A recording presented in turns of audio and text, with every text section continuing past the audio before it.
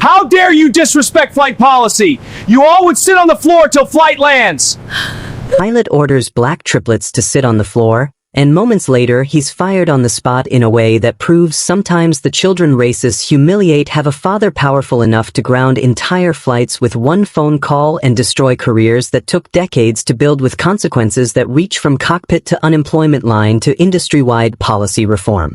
You black kids need to get on the floor right now. I don't care what your tickets say. Children like you don't belong in passenger seats. You're probably flying on stolen tickets or welfare handouts. Now get down on that floor before I have you forcibly removed from my aircraft.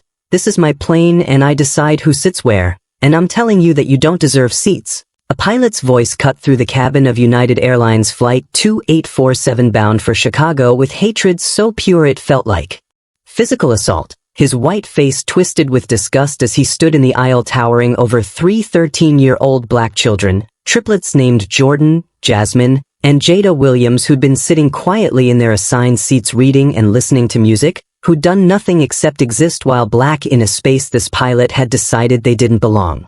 The words hit the triplets like ice water, each syllable landing with the weight of discrimination they'd experienced before in different contexts, but never quite like this. Never from a pilot whose authority was absolute at 30,000 feet. Never with this level of explicit cruelty and threat. And Jordan felt his sister's hands grab his, felt Jasmine and Jada's fingers squeezing tight with the terror of children who understood instinctively they were in danger, that this man's rage was real and backed by power they couldn't challenge, that being excellent students with paid tickets and proper documentation wouldn't protect them from whatever came next.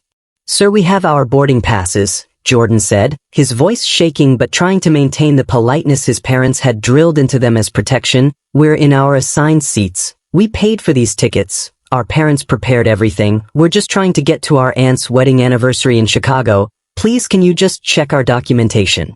This wasn't a story from their grandparents' generation about back-of-the-bus segregation. This wasn't historical footage they studied in school about civil rights-era discrimination. This was happening right now in 2025 aboard a modern aircraft where diversity training and corporate anti-discrimination policies were supposed to have eliminated the kind of racism that looked at black children and decided they didn't deserve dignity or equal treatment.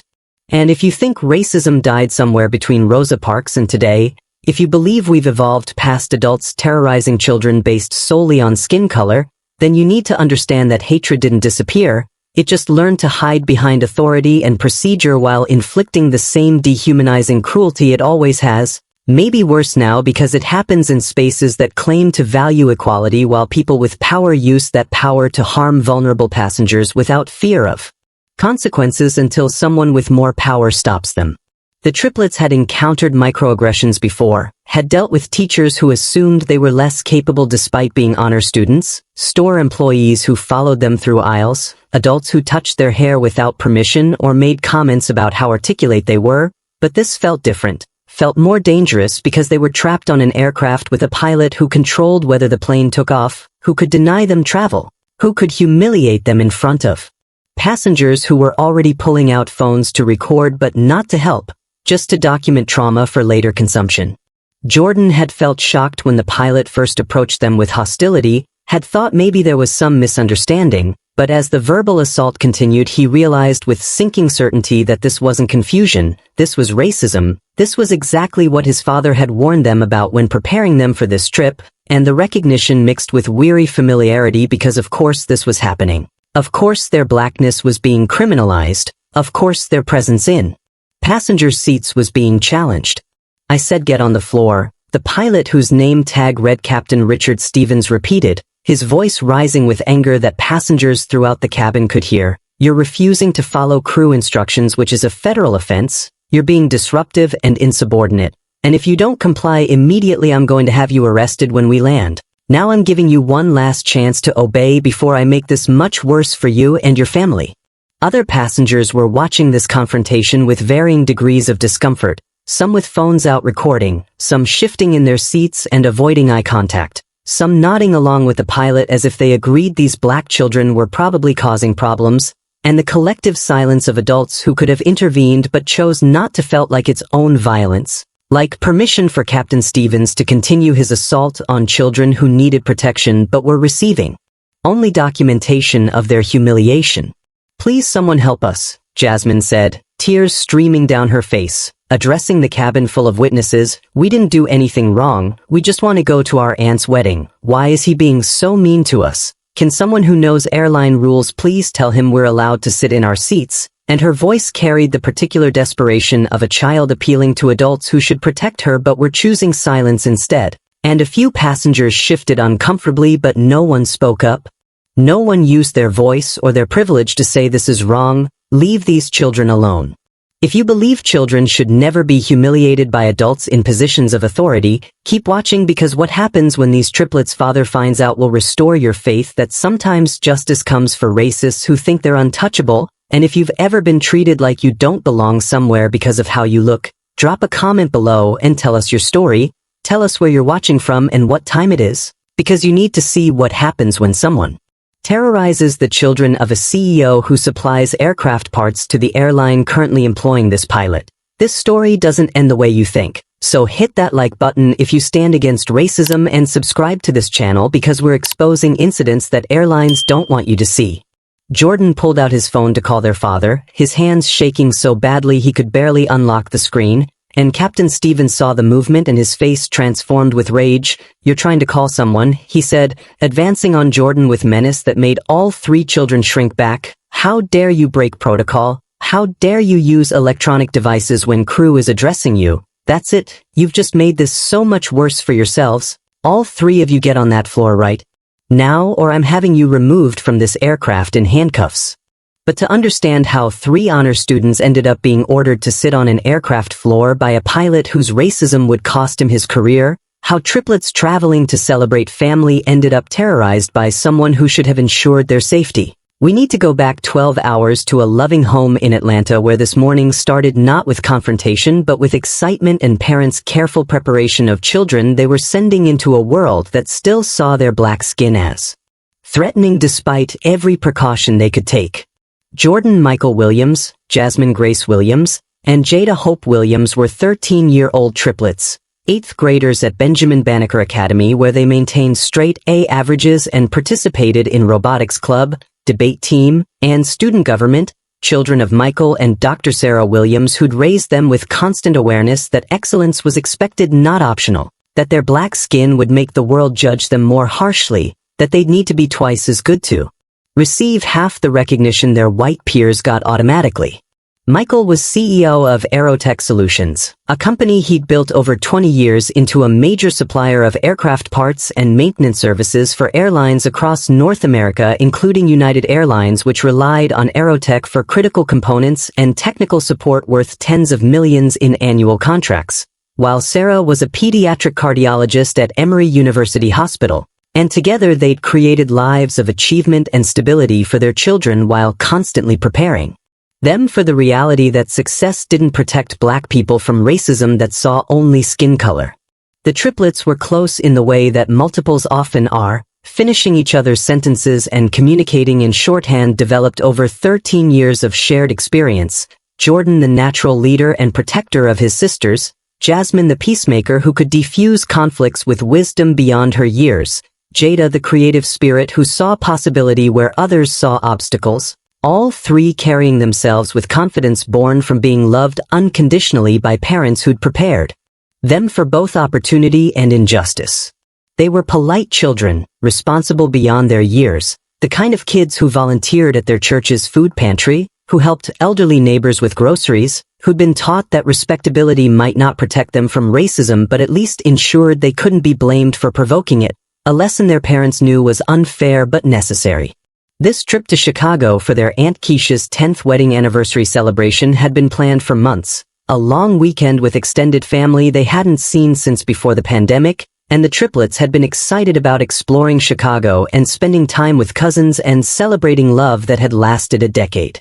They'd flown several times before with their parents and once as unaccompanied minors to visit their grandmother. So air travel wasn't new or frightening, was just part of how families separated by distance maintained connection, and their parents had felt comfortable sending them because the triplets had proven themselves mature and capable.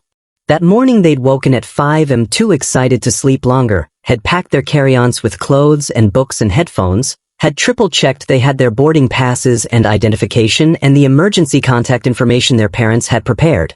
Their father Michael had driven them to Hartsfield-Jackson himself, using the drive to give them the talk he'd given before about staying together, staying alert, being polite to airline staff, calling immediately if anything felt wrong, trusting their instincts if adults made them uncomfortable, the same guidance he'd provided before but with extra emphasis because something in his gut was worried even though he couldn't articulate why.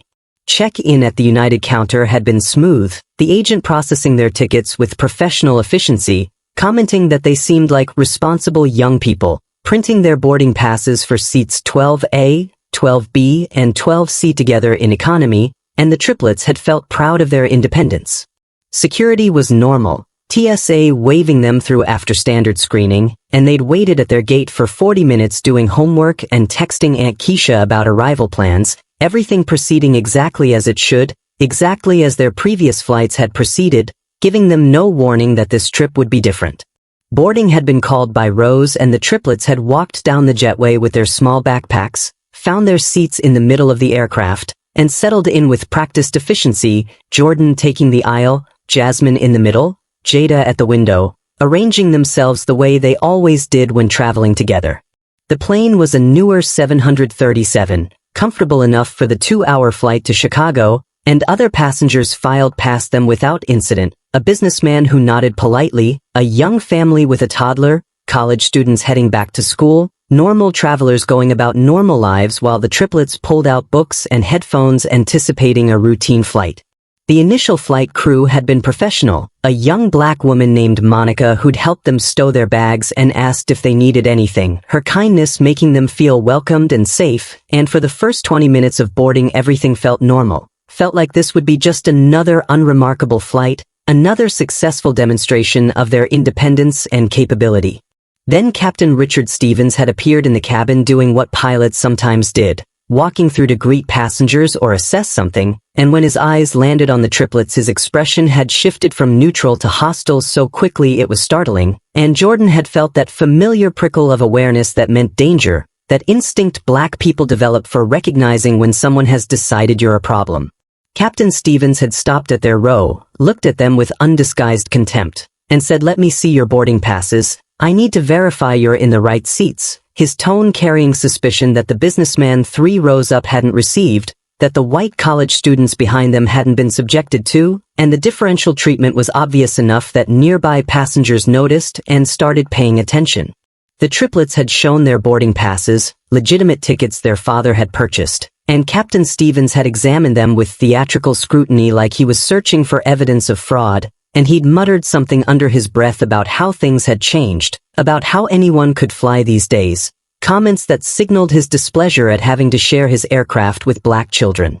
Captain Stevens had walked away leaving the triplets with uncomfortable awareness that they'd been targeted, that this pilot had problems with their presence that had nothing to do with their behavior and everything to do with their skin color, and 15 minutes later after all passengers had boarded and the cabin doors had been closed, Stevens returned to row 12 with an expression that made Jordan's stomach clench because this wasn't over. This confrontation was about to escalate, and they were trapped on an aircraft that couldn't take off without the pilot's approval, which meant this man had absolute power over whether they made it to Chicago or got removed in humiliation while their aunt's anniversary celebration happened without them.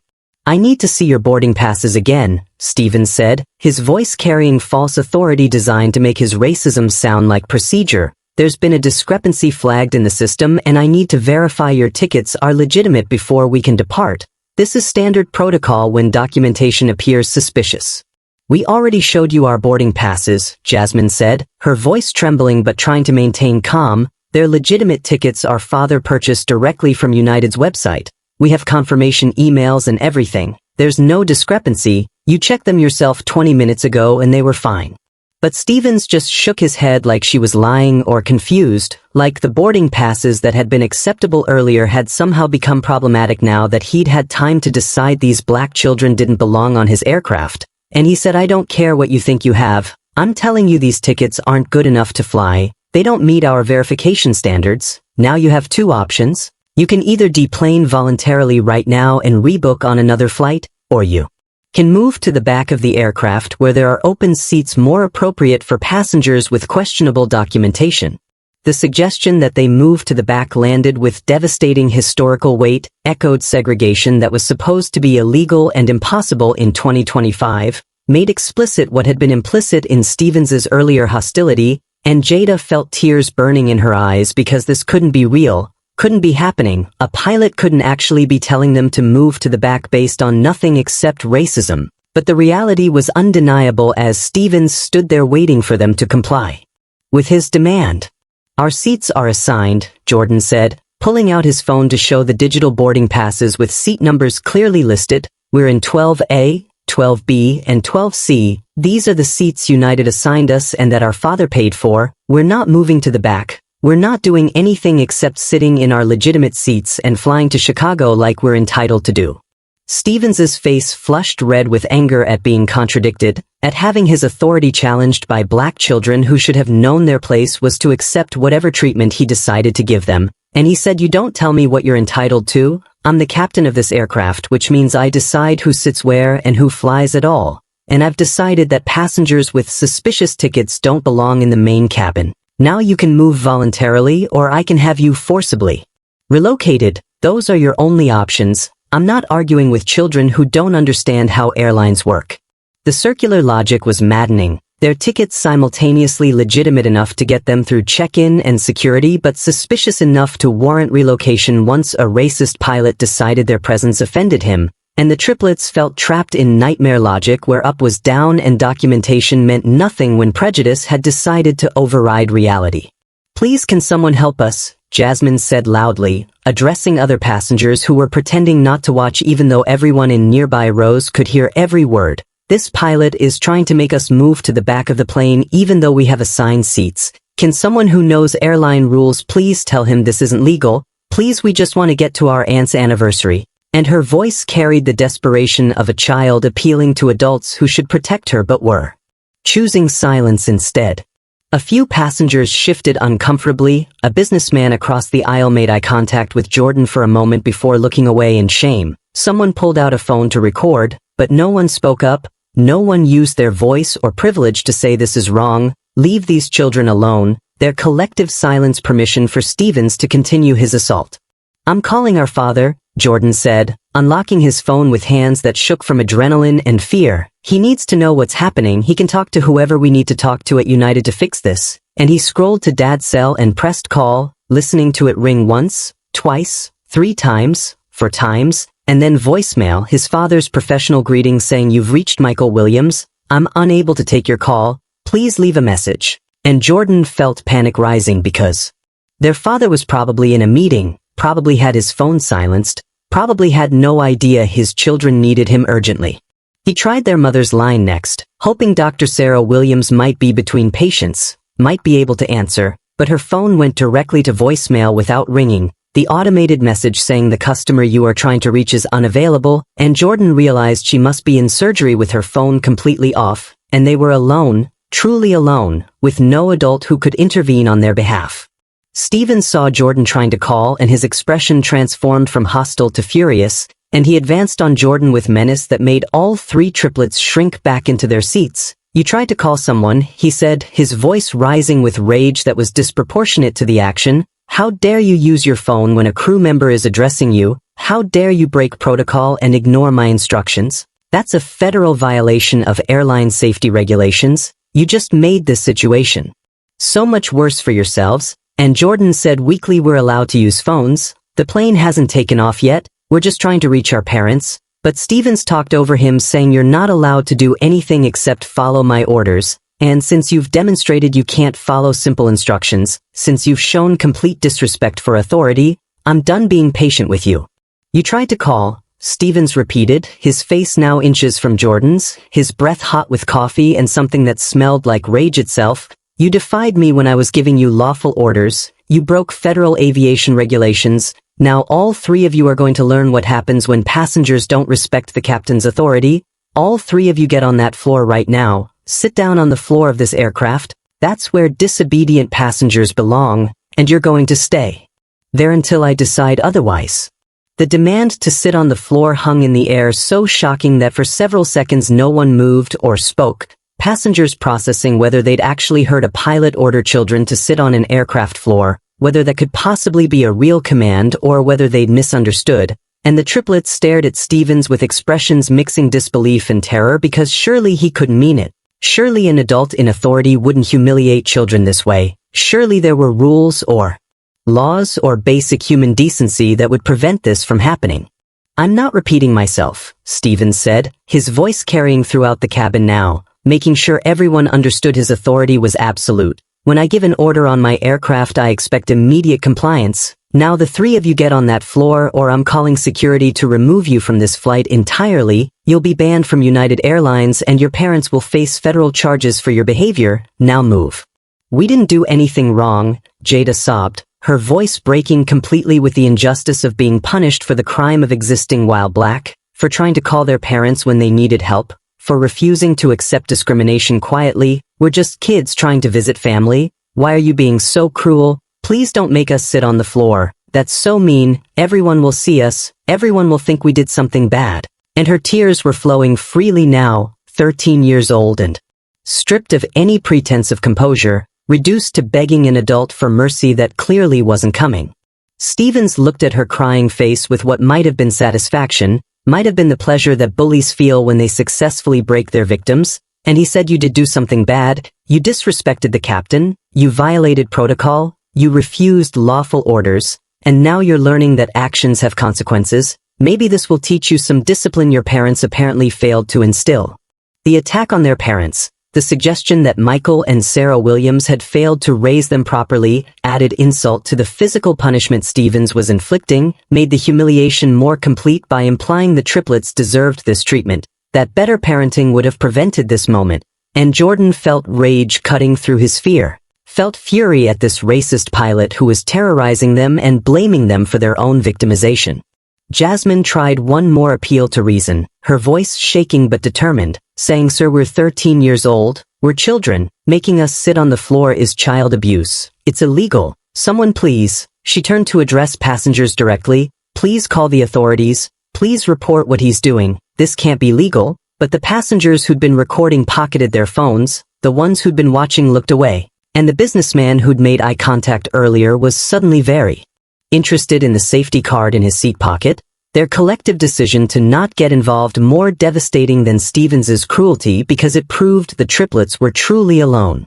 "Get on the floor now," Stevens roared, his patience clearly exhausted, his hand moving toward his radio like he was preparing to call for backup, and the triplets realized they were out of options, that resistance would only make things worse, that they were three children versus an adult with absolute authority in this space, and slowly, with tears streaming down all three faces, with shame burning through them like acid, they unbuckled their seatbelts and slid from their seats onto the aircraft floor, the industrial carpet rough against their jeans, the space between rows cramped and uncomfortable, their bodies folded into positions that made them look small and defeated and exactly as powerless as Stevens wanted them to feel.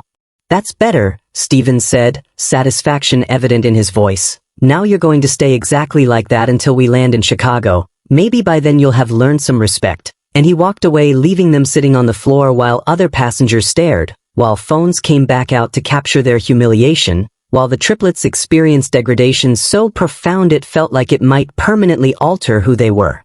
Jordan sat with his knees drawn up, his head down, trying to make himself as small as possible, trying to disappear into the floor that was now his seat for the next 2 hours, and he felt shame so intense it made him nauseous, shame at being displayed like this, shame at not being able to protect his sisters, shame at the other passengers seeing them reduced to this and probably assuming they deserved it, probably thinking these must be bad kids to warrant such punishment. Jasmine and Jada huddled together, holding hands, crying quietly, and other passengers had to step over them or squeeze past them to reach the bathroom, each person navigating around the children on the floor without comment, without offering help, without challenging the pilot's order, their silence and avoidance making the triplets feel less than human, making them understand viscerally what it meant to be treated as obstacles rather than people. The flight attendants came through for final safety checks before departure. And Monica, who'd been kind during boarding, saw the triplets on the floor and her face registered shock and horror, and she approached Stevens, who was in the galley, and said quietly but urgently, "Captain, those children are on the floor. That can't be safe for takeoff. We need to get them back in their seats." But Stevens cut her off, saying, "I gave them an order and they're following it. This is my aircraft and my decision. You focus on your duties and let me handle passenger discipline," his tone making clear that challenging him would cost her job. Monica looked at the triplets with an expression mixing sympathy and helplessness, clearly wanting to help but afraid of the consequences, and she whispered to them, "I'm so sorry," as she passed, her apology hollow because sorry didn't get them off the floor, didn't restore their dignity, didn't protect them from the trauma they were experiencing. The plane began taxiing toward the runway, the engines powering up, and the triplets were still on the floor without seatbelts or any safety restraint, sitting in a position that violated every regulation about passenger safety during takeoff. But Stevens apparently didn't care about safety when racism was more important, when teaching black children their place mattered more than following the rules he claimed to enforce.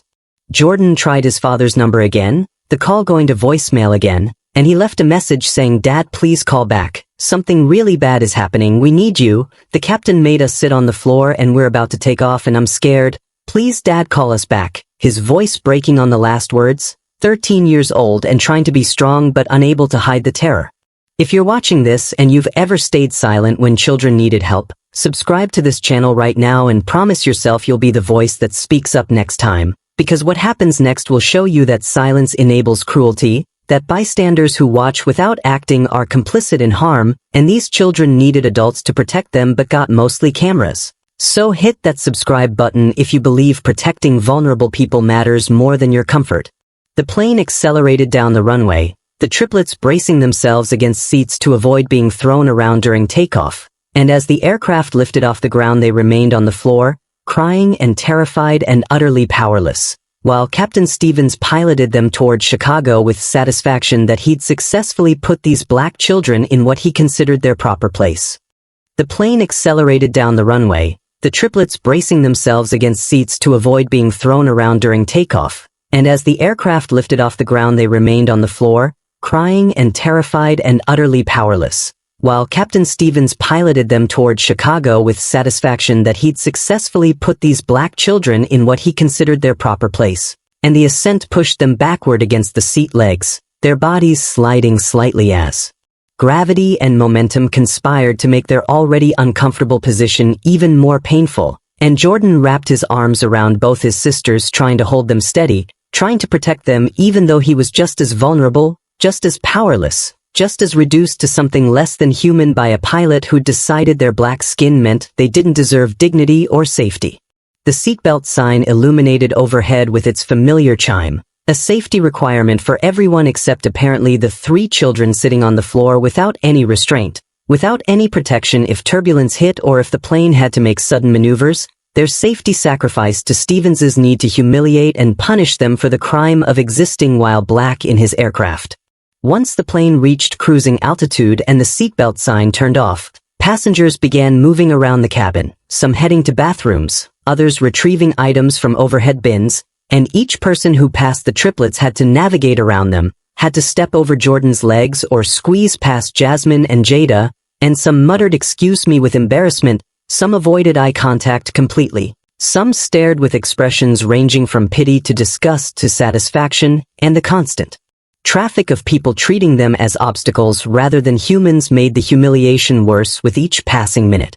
A little boy, maybe 5 years old, stopped to stare at them with open curiosity, and he asked his mother loudly, "Why are those kids sitting on the floor? Are they being punished? Did they do something bad?" And his mother shushed him quickly and pulled him away, but the damage was done, the assumption planted that the triplets must have misbehaved to warrant this treatment, that they were bad kids who deserved whatever punishment they were receiving. Jasmine had her face buried in Jada's shoulder, her body shaking with sobs that she was trying to muffle but that everyone nearby could hear anyway, and she whispered to her siblings, "I can't believe this is happening. I can't believe we're really sitting on the floor of a plane. Everyone can see us, everyone thinks we're bad. What's Aunt Keisha going to think when we tell her what happened? What if she doesn't believe us? What if everyone thinks we did something to deserve this?" Jordan held his sisters tighter and said, "They'll believe us because it's true, because we didn't do anything wrong, because that pilot is racist and he's the one who should be ashamed, not us. But his words felt hollow even as he spoke them because shame wasn't rational, wasn't based on who actually did wrong, and all three of them felt the burning weight of humiliation that came from being displayed as less than, from being reduced to objects people stepped over or around without acknowledgement. The flight attendants came through with beverage service, pushing carts down the aisle, and when they reached row 12 they had to stop and navigate around the triplets. And Monica looked at them with tears in her eyes and whispered, "I tried to get him to let you up. I told him this was wrong. I'm so sorry I couldn't do more." And she offered them water and snacks that they accepted with trembling hands, and she said quietly, "I'm documenting everything. I'm writing down exactly what happened.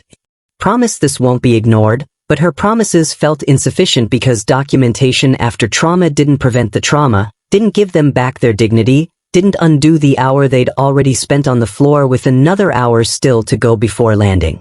Other flight attendants passed without comment, their faces showing discomfort but not enough discomfort to risk their jobs by challenging the captain, their self-preservation instinct stronger than their obligation to protect vulnerable passengers. And the triplets understood that even adults who knew this was wrong wouldn't necessarily stop it from happening.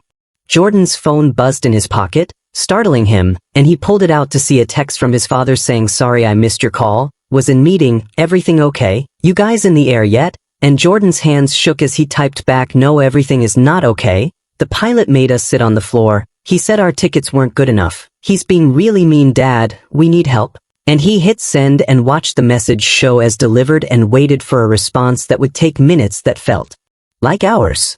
Passengers continued to record them periodically, phones appearing from pockets to capture a few seconds of the children on the floor before being put away again, and Jordan wanted to scream at them to stop, to ask why they were documenting suffering instead of preventing it, but his voice felt locked in his throat, trapped by the same humiliation that kept him small and quiet and compliant even though complying with Stevens's cruelty was killing something inside him.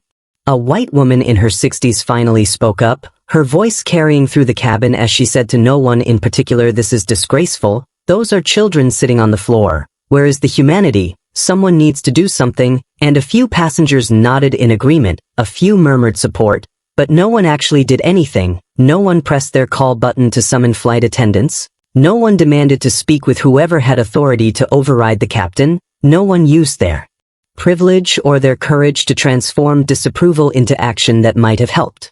The woman's words hung in the air as indictment of everyone who agreed but wouldn't act, as reminder that witnessing injustice without stopping it was its own form of complicity, and the triplets felt the weight of collective inaction adding to the weight of Stevens's direct cruelty. Time moved differently on the floor of that aircraft, minutes stretching into eternities of discomfort and shame, bodies cramping from sitting in unnatural positions, legs going numb from lack of circulation, faces wet with tears that wouldn't stop coming no matter how hard they tried to maintain composure. And Jada said through her crying, "I'll never forget this. I'll never forget how this feels, how everyone just watched, how nobody helped us. I'll carry this forever." And Jordan knew she was right, knew they would all carry this trauma forward into lives shaped by this moment when they learned that excellence and good behavior and having parents who loved them wasn't protection against racism that decided they were less than human.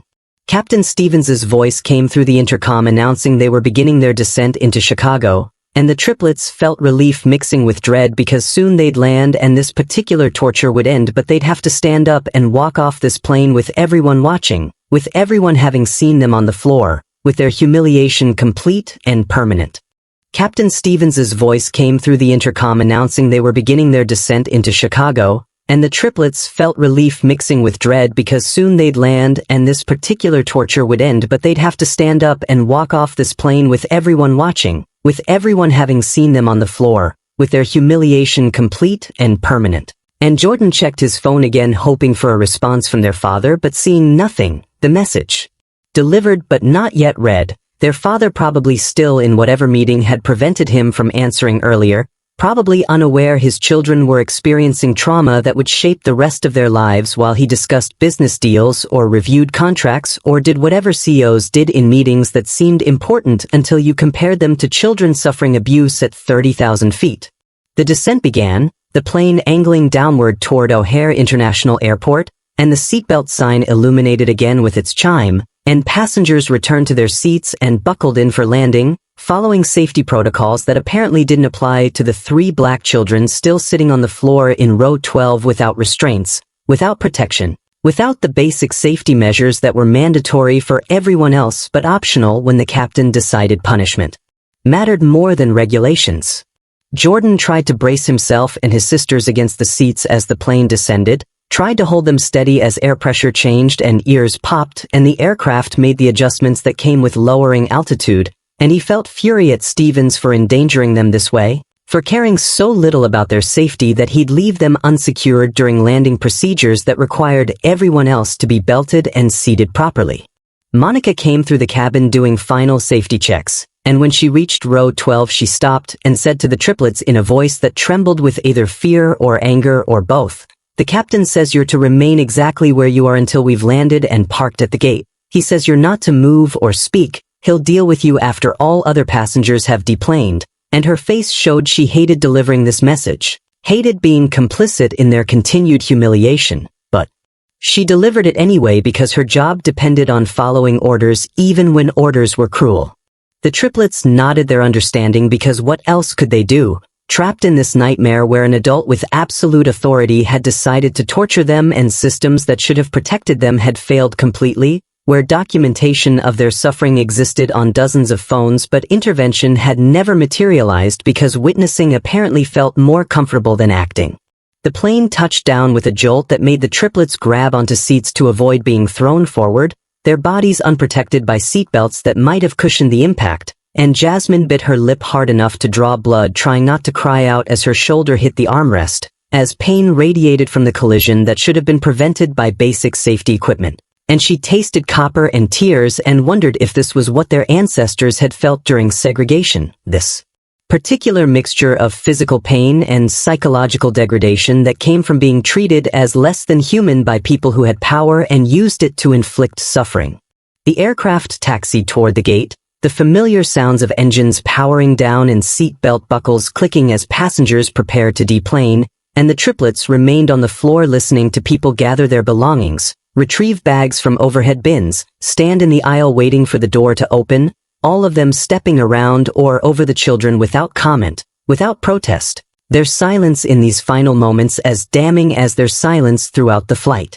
Aunt Keisha would be waiting at arrivals, expecting to see her nephew and nieces walking out excited about the anniversary celebration, expecting hugs and laughter and the easy joy of family reunion, and instead she'd see 3 traumatized children who'd been broken by racism that treated a flight to visit family as an opportunity to inflict cruelty, and the triplets didn't know how to explain what had happened, didn't have words adequate to describe the humiliation they'd endured, didn't know. If anyone who hadn't experienced it could understand the particular devastation of being reduced to objects on a floor while adults watched and did nothing. Jordan's phone buzzed and he looked down to see his father had finally read the message, saw the typing indicator showing Michael was composing a response, and then his phone started ringing with Dad calling, and Jordan answered with shaking hands saying Dad, his voice breaking immediately on that single word, and Michael said, "What's happening? What do you mean the pilot made you sit on the floor? Are you okay? Where are you right now? Talk to me." "We just landed," Jordan said through tears. "We're still on the floor. He made us sit on the floor for the whole flight, Dad. From takeoff to landing. He said our tickets weren't good enough. He said we were breaking protocol. Everyone watched us. Everyone saw us sitting here and nobody helped. Nobody stopped him, and I tried to call you but you didn't answer and Mom's phone was off and we were alone." And his voice dissolved into sobs that made speaking impossible, made him pass the phone to Jasmine, who took over explaining through her own crying that the captain had been racist, had targeted them for being black, had humiliated them in front of everyone, had endangered them by leaving them unrestrained during takeoff and landing, had told them this was how they'd sit until they learned respect. Michael Williams listened to his daughter's voice breaking with trauma and felt rage so pure it made his hands shake, felt the particular fury that comes from knowing your children suffered while you were unreachable, while they needed you and you weren't there. And he said, "Baby, I'm so sorry I didn't answer. I'm so sorry you went through that alone. But I'm going to fix this right now. I'm going to make sure that pilot never flies again. You stay on the line with me. Don't hang up. I'm handling this immediately." Passengers were deplaning now, filing past the triplets with averted eyes, some taking final photos or videos, some muttering that this was wrong but not wrong enough to delay their own exit, and the triplets sat on the floor holding Jordan's phone on speaker while their father's voice promised justice that felt distant and insufficient measured against the trauma they'd already endured. Captain Stevens appeared from the cockpit, his face showing satisfaction as he surveyed the nearly empty cabin and the 3 children still on the floor as he'd ordered. And he said, "You can stand up now, you've learned your lesson, I hope." And the triplets struggled to their feet with legs that had gone numb from sitting so long, with bodies that ached from the unnatural position, with faces showing the tear tracks and devastation of children who'd been tortured by an adult who should have protected them. And Michael Williams was still on the phone listening to every word, hearing his children suffering in real time, and he said in a voice tight with controlled fury, "Put me on speaker and hold the phone up so that pilot can hear me. I want to speak to the man who did this to my children." Jordan held up the phone with trembling hands, and Michael's voice came through loud and clear saying, "Captain Stevens, I assume, this is Michael Williams, CEO of Aerotech Solutions, and my children just spent 2 hours sitting on the floor of your aircraft because you decided their black skin meant they didn't deserve seats. Now I want you to listen very carefully to what I'm about to tell you. Your career just ended. Your life as you know it just ended because you made the catastrophic mistake of terrorizing children whose father has the power and the resources to destroy you." Stevens's face shifted from satisfaction to confusion, the name Aerotech Solutions clearly not registering immediately, and Michael continued, "Aerotech supplies critical aircraft components and maintenance services to United Airlines. We hold contracts worth $70 million annually. We service the fleet you fly, including the 737 you're currently standing on. And in approximately 3 minutes, I'm going to start making phone calls that will end those contracts unless United takes immediate action regarding what you did to my children."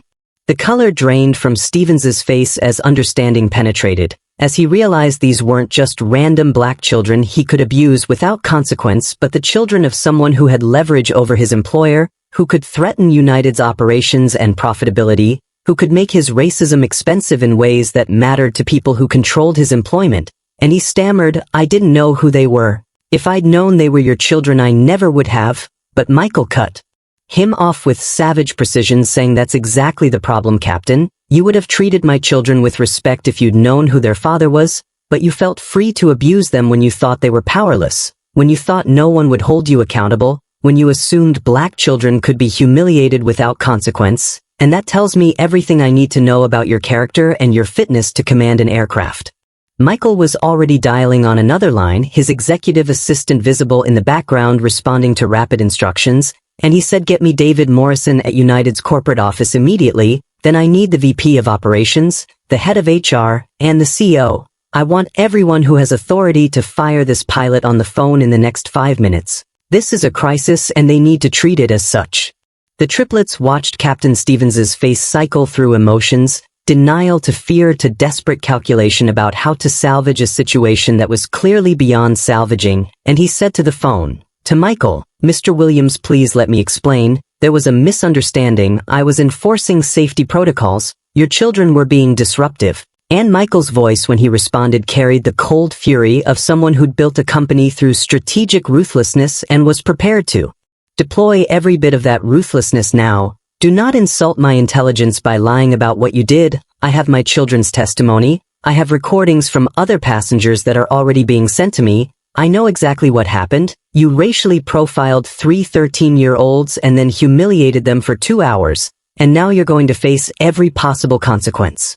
Michael's assistant confirmed she had United's VP of Operations David Morrison on the line, and Michael switched to that call saying, "David, this is Michael Williams from Aerotech. We need to talk immediately about Flight 2847 that just landed in Chicago. Your Captain Richard Stevens spent the last 2 hours forcing my children to sit on the aircraft floor because he decided their black skin meant they didn't deserve seats. I have documentation, I have witnesses, and I'm about to cancel every contract Aerotech has with United unless you take immediate action. I want Stevens fired, I want him off that aircraft right now, and I want confirmation that he'll never fly for your airline again." David Morrison's voice came through the phone speaker sounding alarmed, saying, "Michael, I'm just hearing about this. Let me pull the flight information, give me 30 seconds. And Michael said, "You have 30 seconds before I start calling your competitors about transferring our contracts." Aerotech services are in high demand and I guarantee Delta or American would be happy to have our business.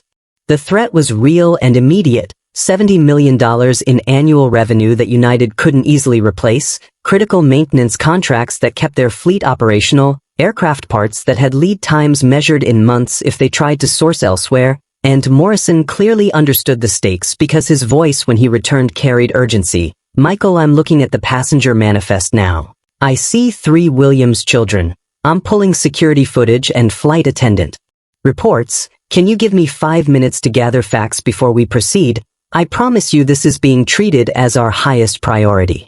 Michael said you have 5 minutes. After that I'm making my position clear to your CEO and to the press, because I want everyone to know what United Airlines allows to happen to children on their aircraft. I want this to be national news unless you demonstrate immediate accountability. Stevens stood frozen in the aircraft aisle, his radio crackling to life with a call from the cockpit of another United flight. The voice saying, Captain Stevens, this is operations. We need you to remain with the aircraft. Do not deplane. Supervisors are en route to your location. And Stevens's face showed he understood his world was collapsing, that the racism he'd practiced for years without consequence had finally targeted someone who could fight back, who had power and was willing to use it, who wouldn't accept apologies or excuses but demanded justice. The triplets watched this reversal with complicated feelings, satisfaction that their tormentor was facing consequences mixing with exhaustion and trauma that consequences couldn't undo, couldn't give them back the dignity that had been stolen, couldn't erase the 2 hours they'd spent on the floor while adults watched and did nothing. Monica and 2 other flight attendants were documenting everything, taking photos of where the triplets had been sitting on the floor, writing statements about what they'd witnessed. And Monica said to the triplets, I'm so sorry we didn't do more to help you. I should have refused to follow his orders. I should have called operations myself. I was a coward and you paid the price for my cowardice. And Jasmine said through fresh tears, you were scared. We understand being scared. We were scared.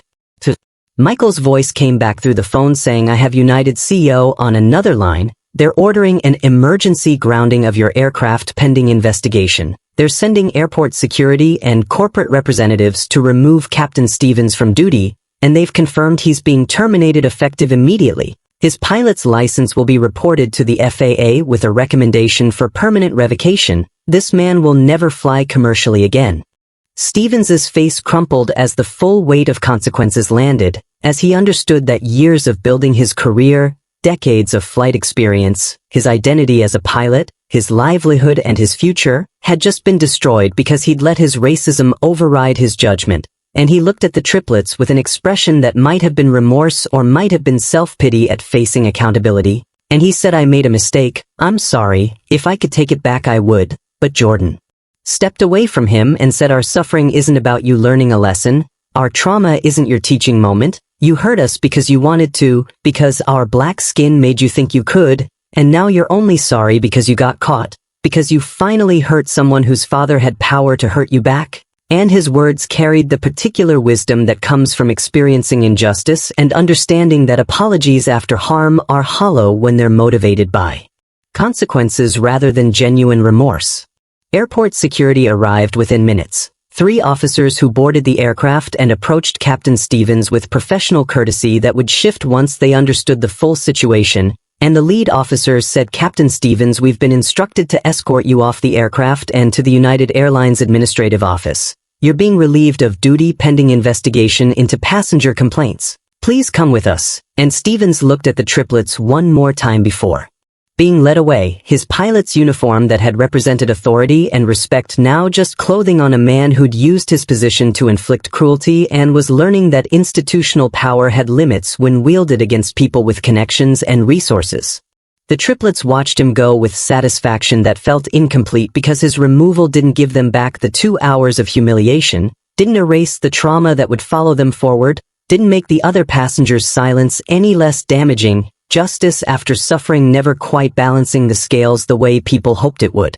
Michael Williams was still on the phone coordinating with United's executive team, and he said to his children, I'm having the airline send a car to take you directly to Aunt Keisha's house. You don't need to deal with arrivals or baggage claim. Someone from United will handle everything, and I'm flying to Chicago tonight. I'll be there in a few hours. You're not alone in this even though I couldn't be there when you needed me most. And the guilt in his voice was palpable, the self-recrimination of a father who'd sent his children into danger without knowing danger waited. "It's not your fault, Dad," Jada said, her voice still thick from crying. "You didn't know the pilot would be racist. You couldn't have protected us from that. But Michael said I should have prepared you better, should have given you emergency contacts beyond just me and your mother, should have made sure you had ways to reach help when we were unreachable, and I'm going to fix those gaps. I'm going to make sure this never happens to any child again if I have any influence over airline policy." United's VP of Operations David Morrison came back on the line and said, "Michael, we've completed our preliminary review. We have passenger video footage. We have flight attendant statements. We have clear documentation that Captain Stevens ordered your children to sit on the aircraft floor for the duration of the flight. This is terminable conduct that violates every passenger care policy we have. He's being fired immediately and we're reporting him to the FAA with a recommendation that his pilot's license be permanently revoked. Additionally, we're offering your family comprehensive compensation, full refund of tickets, travel vouchers, and we'd like to discuss what else we can do to make this right." Michael's voice when he responded carried no warmth, no gratitude for the actions United should have taken proactively rather than reactively, and he said, "Compensation doesn't interest me. What interests me is systemic change. I want to know what policies failed that allowed a pilot with Stevens's history to remain employed. I want to know why flight attendants felt unable to challenge his orders. I want to know why your airline created an environment where a racist could torture children without immediate intervention from crew members who witnessed it." The investigation that Michael's leverage forced revealed Captain Richard Stevens had a long history of complaints about racial profiling and discriminatory treatment of black passengers. Incidents documented in his personnel file but never resulting in serious discipline because he was considered an excellent pilot whose technical skills supposedly outweighed his problematic attitudes toward passengers of color. The familiar pattern of institutions prioritizing competence over character, of airlines valuing someone's ability to fly aircraft while ignoring their inability to treat all humans with equal dignity. Complaints from black passengers over Stevens's 15-year career painted a picture of consistent discrimination, suggestions that passengers didn't belong in premium cabins, excessive questioning of ticket legitimacy, hostile interactions that crossed the line from professional to prejudiced, all documented and filed away and ultimately ignored because removing a qualified pilot was expensive and difficult while dismissing complaints from passengers without power was easy and consequence free until Michael Williams proved that assumption catastrophically wrong. United Airlines sent 2 corporate representatives to meet the triplets as they deplaned, a black woman named Dr. Patricia Holmes who served as VP of Customer Experience and a white man named James Richardson who was head of corporate communications. And Dr. Holmes knelt down to the triplets' eye level and said with tears in her eyes, "I am so deeply sorry for what you experienced on our aircraft. What Captain Stevens did was unconscionable and unforgivable, and I want you to know that United is taking full responsibility. We failed to protect you and we're going to spend significant time and resources making sure this never happens to another child." And her emotions seemed genuine, but the triplets felt numb, felt like they'd used up all their emotional capacity during the flight and had nothing left for processing apologies or promises of reform. The car that took them to Aunt Keisha's house was a luxury SUV with a United Airlines employee driving, treating them with exaggerated care that felt performative, that felt like the airline trying to demonstrate concern after the fact when concern during the incident might have prevented trauma, and the triplets sat in the back seat holding hands and staring out windows at Chicago passing by. The city they'd been excited to visit now associated forever with the worst experience of their young lives. Aunt Keisha was waiting on her front porch when they arrived, her face showing she'd already heard something was wrong, and when she saw their tear-stained faces and traumatized expressions, she gathered all 3 of them into her arms and said, "My babies, what happened to you?" And they tried to explain but kept breaking down crying, kept having to restart the story, kept getting stuck on details that felt too humiliating to voice. And Keisha held them and cried with them and called her brother Michael to say they were safe with her, they were loved, they would heal from this even though the healing would take much longer than anyone wanted. Michael arrived in Chicago 6 hours later, having chartered a private plane because he couldn't wait for commercial flights, and he held his children and apologized again for not being reachable, and he said, "I'm using every bit of leverage I have to make sure Stevens faces maximum consequences and United implements real change. I'm not letting this go." His arms wrapped around all three triplets in Aunt Keisha's living room while they cried against his chest, while they finally felt safe enough to fully process what had happened to them, while the adrenaline that had kept them functioning started to fade and left behind raw trauma that would require years to heal. Captain Richard Stevens was officially terminated by United Airlines within 18 hours of the flight landing, his personnel file updated with dismissal for cause citing racial discrimination, child endangerment, violation of passenger safety protocols, and conduct unbecoming an airline employee, language that would follow him to any future employment application and ensure he never flew commercially again. And United's legal team filed a report with the Federal Aviation Administration, requesting permanent revocation of his pilot's license based on documented evidence of discriminatory conduct and willful disregard for passenger safety. The FAA investigation moved with unusual speed given the high-profile nature of the case and Michael Williams's connections throughout the aviation industry, and within 3 weeks the agency announced that Stevens's pilot's license was being permanently revoked, that he was banned from operating any aircraft commercially or privately, that his decades of flight experience and technical competency couldn't overcome the documented evidence of racism that made him unfit to hold the public trust required of licensed pilots. Stevens issued a statement through his attorney claiming he'd been treated unfairly, that his termination was an overreaction, that he'd never intended to harm the children, but the statement was widely condemned and did nothing to restore his career or his reputation, and he became nationally known as the racist pilot who'd forced black children to sit on an aircraft floor. His name permanently associated with the kind of discrimination most people claimed was historical rather than contemporary. The investigation into how Stevens had remained employed despite his documented history of racist behavior revealed systematic failures at United Airlines, a culture where technical competence was valued over passenger care, where complaints from black passengers were dismissed or minimized, where pilots were given deference that sometimes translated to impunity, and the findings were damning enough that United's CEO was forced to testify before Congress about airline discrimination policies and oversight failures that had allowed Stevens to terrorize passengers for 15 years before finally targeting someone whose father had the power to force accountability. Michael Williams testified at the same hearings, bringing his children with him so Congress could hear directly from the victims about what they'd experienced, and Jordan and Jasmine and Jada told their story to senators and representatives who listened with visible horror, who asked questions about how it felt to be on that floor, about why other passengers didn't help, about what changes would make them feel safe flying again, and their testimony was compelling enough to drive bipartisan support for new legislation strengthening protections for passengers and creating independent oversight of discrimination complaints. United Airlines implemented sweeping policy reforms within 2 months of the incident, mandatory anti-racism training for all employees including pilots who'd previously been largely exempt from such requirements, new protocols requiring immediate reporting of any crew member ordering passengers to sit on floors or otherwise violating basic dignity standards, independent investigation procedures for discrimination complaints that couldn't be dismissed by individual managers protecting problematic employees, and passenger bills of rights that explicitly stated travelers would not be subjected to humiliation or degradation regardless of race or any other characteristic.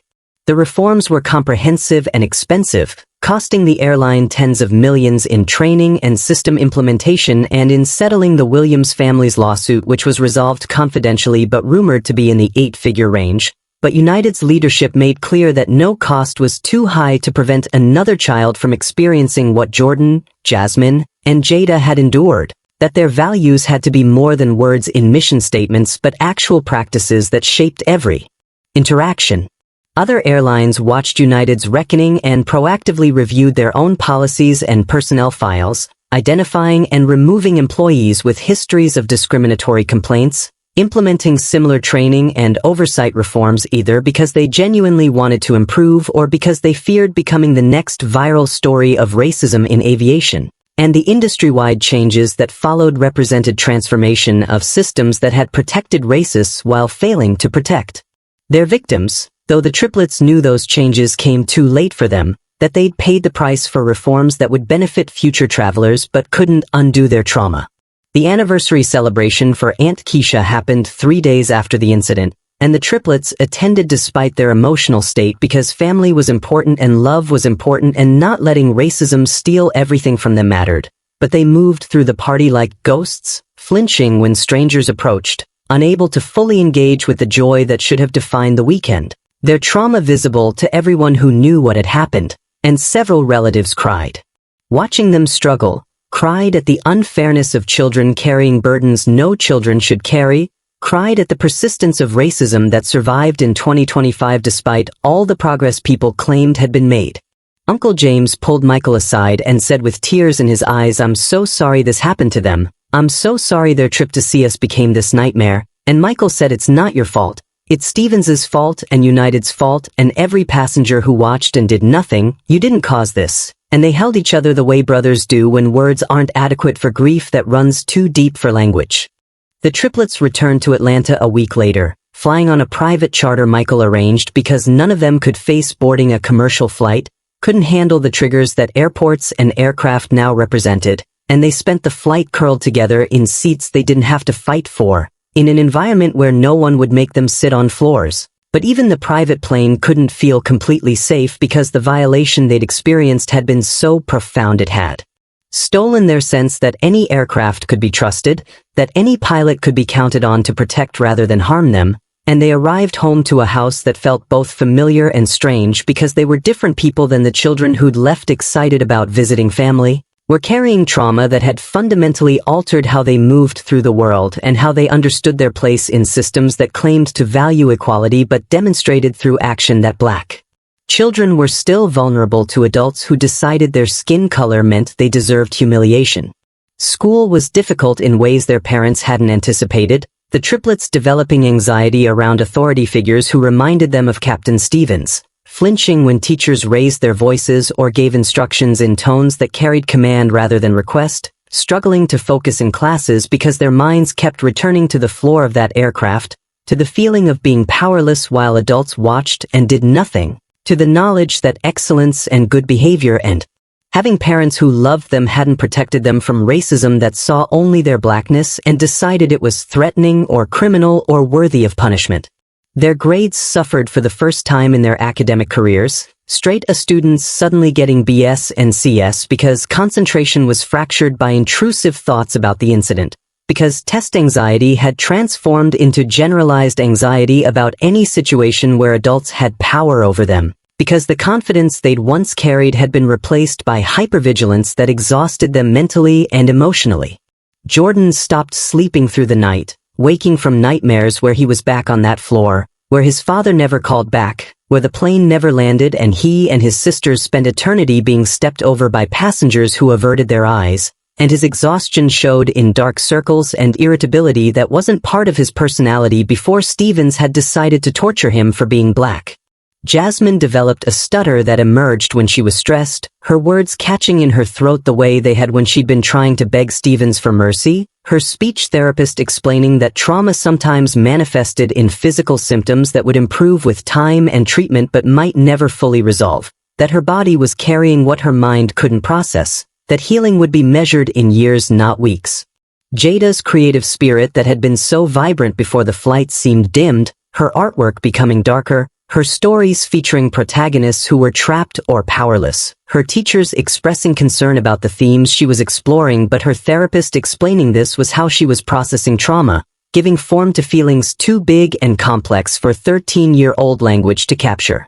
Michael and Sarah Williams watched their children struggle and felt helpless despite all their resources and education and determination to help, felt the particular agony of parents who can provide therapy and medication and unconditional love but can't give back what racism stole, can't undo trauma that would shape their children's entire lives, can't protect them retroactively from harm that already occurred.